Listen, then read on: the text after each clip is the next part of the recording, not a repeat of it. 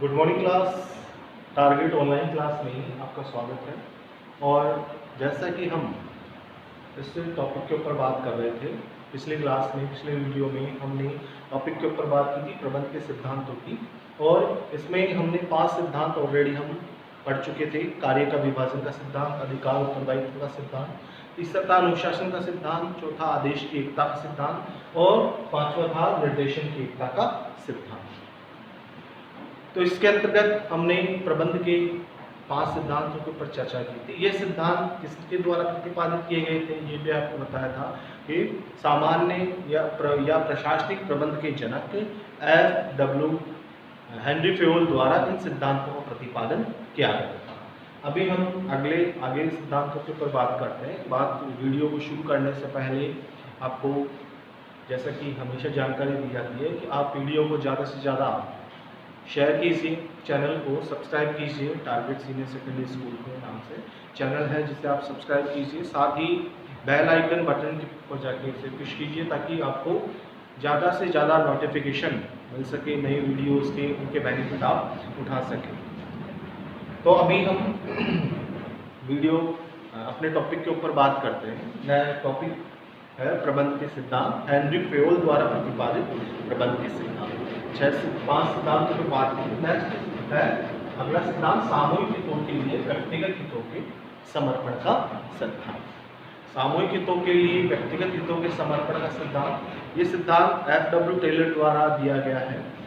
Henry Fayol द्वारा इस सिद्धांत का प्रतिपादन किया गया है। और हेनरी फेयोल ने इस सिद्धांत के अंतर्गत ये कहा है कि संस्था के जो कर्मचारी हैं उन कर्मचारियों को सदैव संस्था के सामूहिक हितों में ही अपना हित देखना चाहिए। अर्थात उन्हें ये बात हमेशा ध्यान रखनी चाहिए, हमेशा ये बात दिमाग में रहनी चाहिए उनके कि अगर संपूर्ण संस्था का अच्छा हो रहा है, पूरी संस्था का भला हो रहा है या संस्था के उद्देश्य की प्राप्ति हो रही है तो उनके व्यक्तिगत उद्देश्य भी पूरे होंगे, उनका व्यक्तिगत हित भी पूरा होगा। अगर संस्था के उद्देश्य पूरे नहीं हो पा रहे हैं, संस्था का भला नहीं हो रहा है तो उनका भी अच्छा नहीं हो पाएगा। और उन्होंने ये भी कहा कि कभी अगर ऐसी स्थिति उत्पन्न हो कि एक तरफ संस्था का हित है, यानी सबका हित है, सामूहिक हित है, और दूसरी तरफ उनका व्यक्तिगत स्वार्थ है, और दोनों में अगर टकराव की स्थिति उत्पन्न हो तो उन्हें अपने व्यक्तिगत स्वार्थ या हित को छोड़ करके संस्था के हितों को अधिक महत्व दिया जाना चाहिए। तो यही सामूहिक हितों के लिए व्यक्तिगत हितों के समर्पण का सिद्धांत कहा जाता है। जैसे उदाहरण के तौर पे मान लीजिए कि किसी कंपनी को दिवाली के टाइम जो है वो एक बड़ा ऑर्डर मिलता है कि टेक्सटाइल कंपनी है और उन्हें बड़ी स्तर के ऊपर जो है वो प्रोडक्ट बनाने का ऑर्डर मिलता है। उस ऑर्डर से कंपनी को बहुत अधिक मुनाफा होगा, लेकिन उस ऑर्डर को उन्हें दिवाली तक पूरा करके देना है और उस ऑर्डर पे काम करने के लिए कर्मचारियों को ज़्यादा कार्य करना होगा। तो ऐसी स्थिति के अंदर यहाँ पे एक तरफ तो कर्मचारियों का व्यक्तिगत स्वार्थ है कि त्यौहार के अंदर उन्हें छुट्टी भी चाहिए और त्यौहार में वो फ्री भी रहना चाहते हैं, और दूसरी तरफ कंपनी का हित है कि वहाँ एक साथ बड़ा ऑर्डर अगर कंपनी के सभी लोग मिलकर के पूरा करते हैं तो उससे कंपनी को लाभ होगा। तो यहाँ पे ऐसी स्थिति में ये सिद्धांत ये कहता है कि भाई उन्हें अपने व्यक्तिगत स्वार्थ को छोड़ देना चाहिए कि कंपनी का फायदा हो वो काम करे, मिल करके काम करे ताकि ये ऑर्डर पूरा हो। ऑर्डर अगर पूरा होगा, कंपनी को बेनिफिट होगा तो कंपनी भी कर्मचारियों को बोनस के रूप में अधिक राशि प्रदान करेगी। तो ऐसी स्थिति में उनका खुद का भी फायदा है। तो ये एक सामान्य सा सिद्धांत है जो कहता है कि कर्मचारियों को सभी के हित के लिए सोचना। नेक्स्ट है उचित पारिश्रमिक या कर्मचारियों को पारिश्रमिक का सिद्धांत, फेयर रेम्युनरेशन या रेम्युनरेशन फॉर एम्प्लॉइज। तो ये सिद्धांत क्या है इसके बारे में बात करते हैं।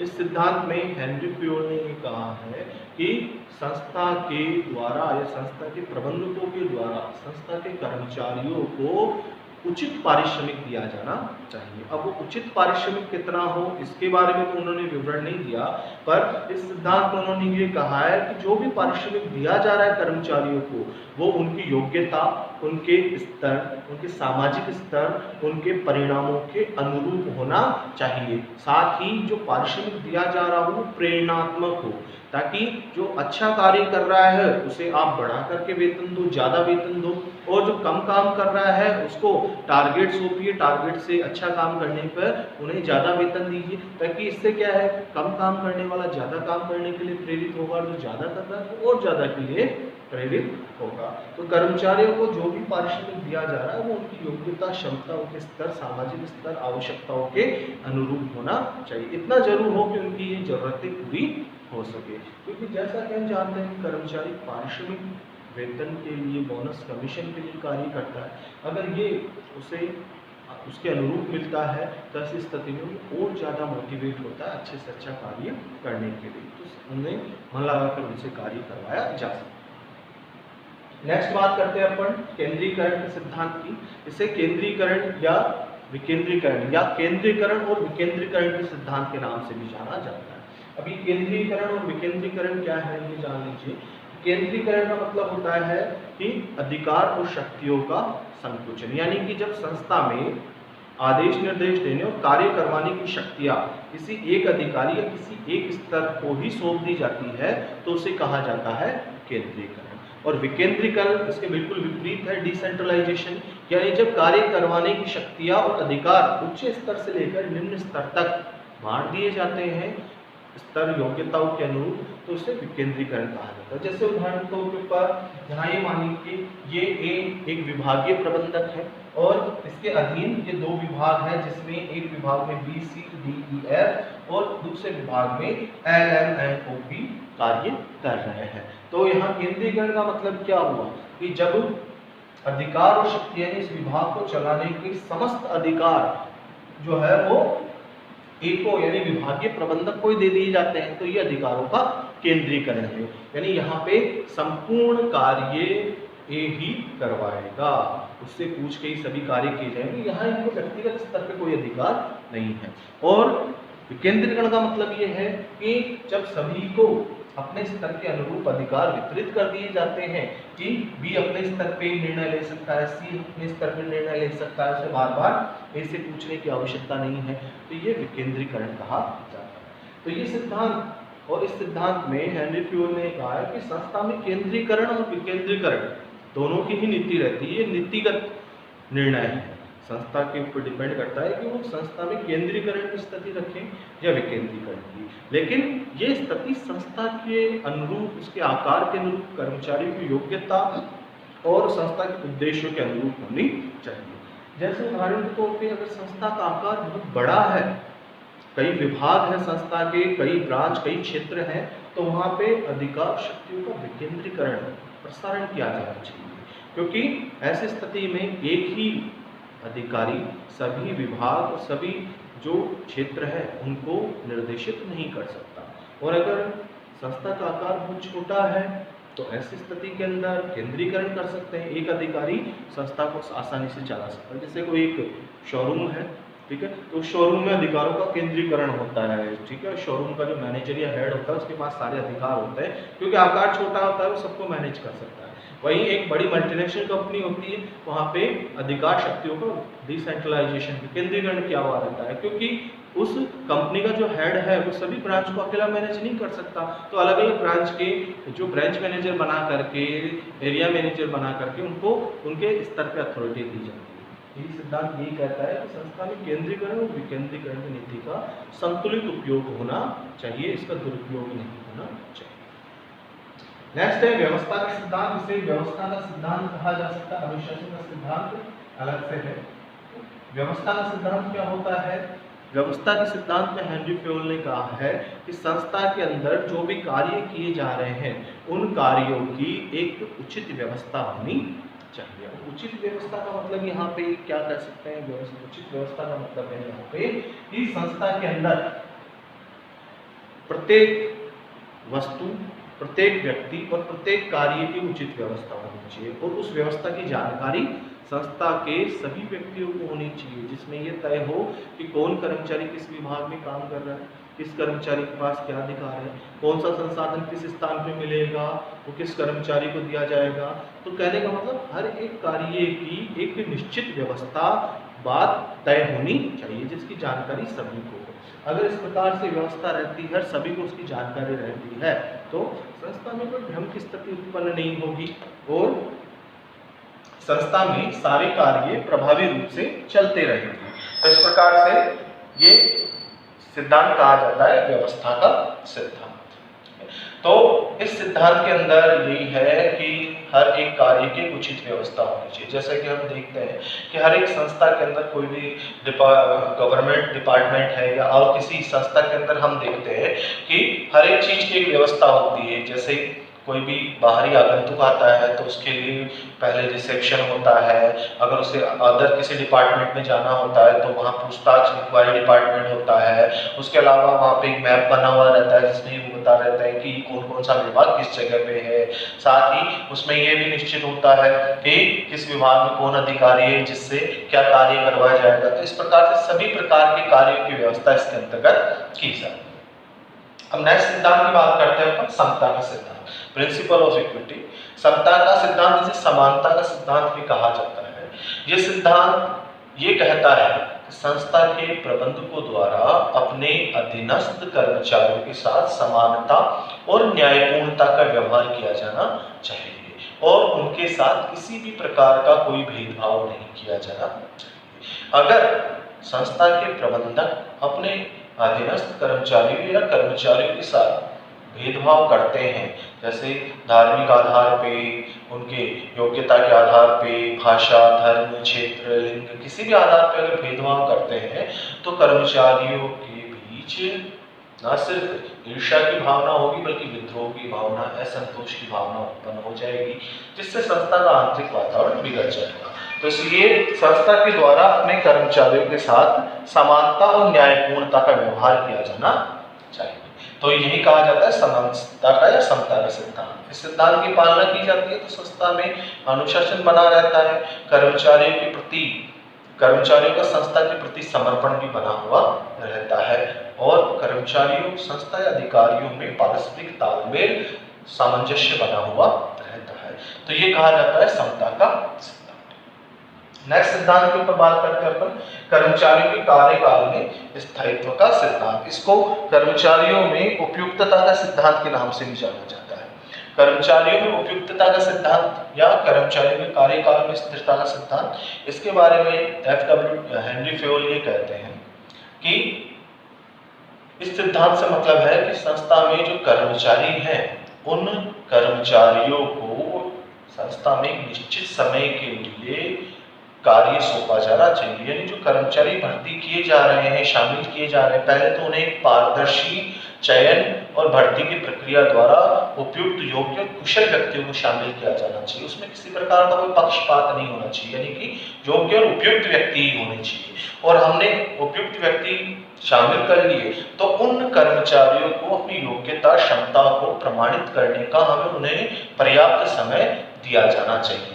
ऐसा ना हो कि हम उनका जल्दी जल्दी ट्रांसफर कर रहे हैं या हम उनको तुरंत ही पदोन्नति दे रहे हैं या उनका रिजल्ट तुरंत नहीं मिल रहा है तो हम उनको छटनी कर रहे हैं, हटा रहे हैं। तो इससे क्या है कि संस्था में कर्मचारियों का आवर्तन बढ़ जाता है, कर्मचारी कार्यों को सीख नहीं पाते हैं, दक्षताओं का उनमें विकास नहीं हो पाता है। तो इसलिए ये सिद्धांत कहता है कि कर्मचारी जो हमने भर्ती किए हैं उन कर्मचारियों को एक उपयुक्त और निश्चित समय तक अपने कार्य को करने, अपनी क्षमताओं को प्रमाणित करने के अवसर दिए जाने चाहिए और उनका जल्दी जल्दी ट्रांसफर या छटनी या पदोन्नति नहीं की जानी चाहिए।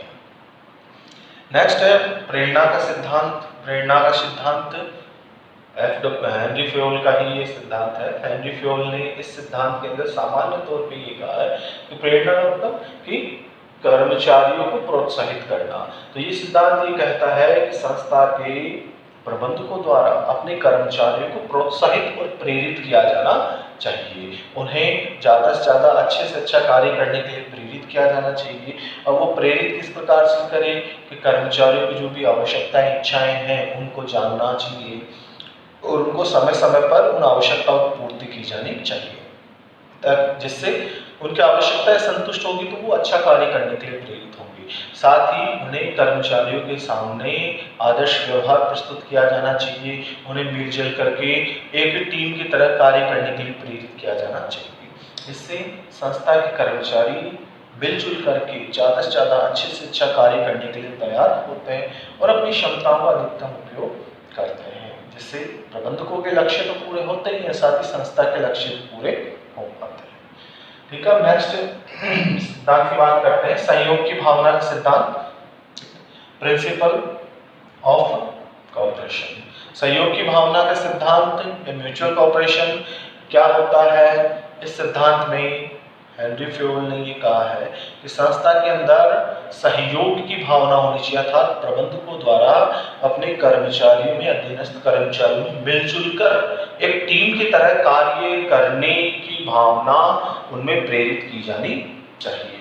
उन्हें ये बताया जाना चाहिए कि अगर हम संगठित होकर के कार्य करेंगे, एक दूसरे से मिलजुल कर सहयोग से कार्य करेंगे, तो किसी भी बड़े से बड़ी समस्या को हम पूर्ण हल उसका निकाल सकते हैं, कोई भी बड़े से बड़ा कार्य कर सकते हैं। और अगर हम एक दूसरे के साथ मिलजुल कर काम नहीं करेंगे, सहयोग से काम नहीं करेंगे, तो ऐसी स्थिति के अंदर छोटी छोटी समस्याएं भी हमें बहुत अधिक प्रभावित करेगी। तो उनमें सहयोग की भावना का विकास किया जाना चाहिए। इसके लिए प्रबंधकों को भी उनके सामने आदर्श व्यवहार प्रस्तुत किया जाना चाहिए। जैसे संस्था को अगर लाभ होता है या कोई उपलब्धि प्राप्त होती है तो उसका श्रेय सभी को दिया जाना चाहिए।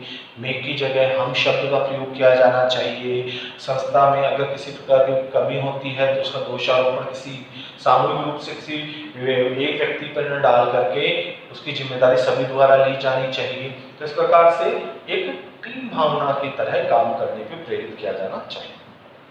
अब हम अंतिम सिद्धांत के ऊपर बात करते हैं। अंतिम सिद्धांत है पदाधिकारियों में संपर्क की कड़ी का सिद्धांत। ठीक है, इसे सोपान श्रृंखला के नाम से भी जाना जाता है या पदाधिकारियों में संपर्क की कड़ी के सिद्धांत के नाम से भी जाना जाता है। यह सिद्धांत क्या है? इस सिद्धांत के ऊपर हम बात करते हैं। इस सिद्धांत में हेनरी फ्योल ने यह कहा है कि संस्था में अधिकारियों और अधीनस्थों के बीच जो आदेश निर्देश देकर और रिपोर्टिंग करने की जो व्यवस्था है वो एक निश्चित, उचित और प्रभावी व्यवस्था होनी चाहिए। और ये व्यवस्था कैसी हो? जिसमें एक अधिकारी अपने निकटतम अधीनस्थ को आदेश निर्देश दे और प्रत्येक अधीनस्थ अपने निकटतम उच्च अधिकारी को ही रिपोर्ट करे, उसी से आदेश निर्देश प्राप्त करे। और ये क्रम इसी प्रकार व्यवस्थित रूप से चलना चाहिए, इसे तोड़ा नहीं जाना चाहिए। अगर इसे तोड़ा जाएगा तो संस्था में भ्रम की स्थिति उत्पन्न हो जाएगी। जैसे उदाहरण के तौर पे एक डायग्राम के रूप में हम इसे समझ सकते हैं कि एक विभागीय प्रबंधक है और इसके अधीन दो विभाग कार्य कर रहे हैं। एक विभाग के अंदर बी, सी, डी, ई और एफ है, दूसरे विभाग में एल, एम, एन, ओ और पी कार्य कर रहे हैं। तो ये सिद्धांत ये कहता है कि इसमें आदेश निर्देश की एक व्यवस्था होनी। पदाधिकारियों में संपर्क की कड़ी के सिद्धांत, इसके बारे में बात चल रही थी। तो यहाँ पे एक डायग्राम के माध्यम से हम इसको समझ रहे हैं कि एक विभागीय प्रबंधक है जिसके अधीन दो विभाग कार्य कर रहे हैं। एक विभाग में बी, सी, डी, ई, एफ है, दूसरे में एल, एम, एन, ओ और पी है। ये सिद्धांत कहता है कि आदेश निर्देश की एक क्रमबद्ध और सतत व्यवस्था होनी चाहिए। जैसे यदि ए को कोई आदेश देना है तो वो पहले बी को देगा, ठीक है, और बी सी को। उदाहरण के तौर पे मान लीजिए कि अगर ए कोई आदेश एफ तक पहुंचाना चाहता है तो वो किस क्रम में जाएगा कि ए पहले आदेश बी को देगा, बी से वो सी के पास, सी से डी के पास, डी से ई और एफ के पास। डायरेक्ट ऐसा नहीं हो सकता कि ए सीधा एफ को आदेश निर्देश दे, ठीक है। और एफ अगर अपने कार्यों को रिपोर्ट करेगा तो वो भी इसी प्रकार से, मान लीजिए एफ को अगर ए को रिपोर्ट करनी है तो डायरेक्ट नहीं करेगा, ये क्रम गलत है। वो भी इसी प्रकार से होगी कि एफ पहले ई को रिपोर्ट करेगा, डी को, सी को, बी को और ए को, यानी कि ये एक निश्चित क्रम में ही चलना चाहिए। प्रत्येक अधिकारी अपने निकटतम अधीनस्थ को ही आदेश निर्देश दे और प्रत्येक अधीनस्थ अपने निकटतम उच्च अधिकारी को ही रिपोर्ट करे और ये व्यवस्था एक निश्चित क्रम में चलनी चाहिए, ठीक है। इसे कभी तोड़ा नहीं जाना चाहिए। लेकिन हेनरी फ्योल ने ये भी कहा कि इस व्यवस्था में तो अगर कभी कोई जरूरी सूचना हमें देनी हो, पहुंचानी हो, तो उसमें बहुत अधिक समय लग जाएगा, तो उसमें क्या करें, तो उसका भी उन्होंने यहाँ पे तोड़ बताया। इस तोड़ को उन्होंने समतल संपर्क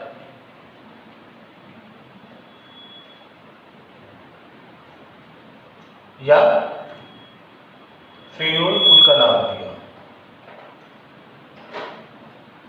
ये क्या होता है, इस सिद्धांत में उन्होंने ये कहा कि अगर संस्था में कभी कोई आवश्यक सूचना बहुत जल्दी या त्वरित पहुंचानी है तो इस क्रम में थोड़ा बदलाव किया जा सकता है, अर्थात समान स्तर पे कार्य करने वाले अधिकारी या कर्मचारी आपस में सूचनाओं का आदान प्रदान कर सकते हैं। इसे ही समतल संपर्क, लेकिन ध्यान रखिएगा सिर्फ समान स्तर के। जैसे उदाहरण के तौर पे मान लीजिए कि अगर डी को किसी प्रकार की कोई सूचना एन तक पहुंचानी है तो इस क्रम का अगर उपयोग किया जाए तो वो पहले सी तक देगा, बी को देगा, ए को देगा, फिर ए से एल, एम और एन को जाएगी। लेकिन सूचना बहुत जल्दी पहुंचानी है तो समय बहुत अधिक लग जाएगा, तो इसलिए वो सीधे तौर पे ये सूचना एन को दे सकता है। तो यही कहा जाता है समतल संपर्क। ध्यान रखिएगा कि यहाँ वो सूचना एन को नहीं दे सकता क्योंकि ये इसका उच्च अधिकारी है, या ओ को भी नहीं दे सकता है। केवल समान स्तर पे काम करने वाले अधिकारी या कर्मचारी ही पारस्परिक रूप से सूचनाओं का आदान प्रदान कर सकते हैं। तो इस प्रकार से ये प्रबंध के हेनरी फ्यूल द्वारा प्रतिपादित 14 सिद्धांतों के ऊपर हमने बात की है। इन सिद्धांतों के संबंध में जो प्रश्न आता है वो इसमें ये सबसे महत्वपूर्ण है, पदाधिकारियों में संपर्क की कड़ी का, और ये प्रश्न अधिकतर बार बार रिपीट होता है। और इसमें अगर आपके प्रश्न आता है तो निबंधात्मक प्रश्न बनता है तो उसमें अधिकतम 6 से 8 सिद्धांत पूछे जाते हैं आपको। अगर इसके अंदर 4 अंक का प्रश्न बनता है तो आपको 1 या 2 सिद्धांत दिए जाएंगे और उनको आपको एक्सप्लेन करना है। ठीक है, क्लास आज के लिए इतना ही। Thank you.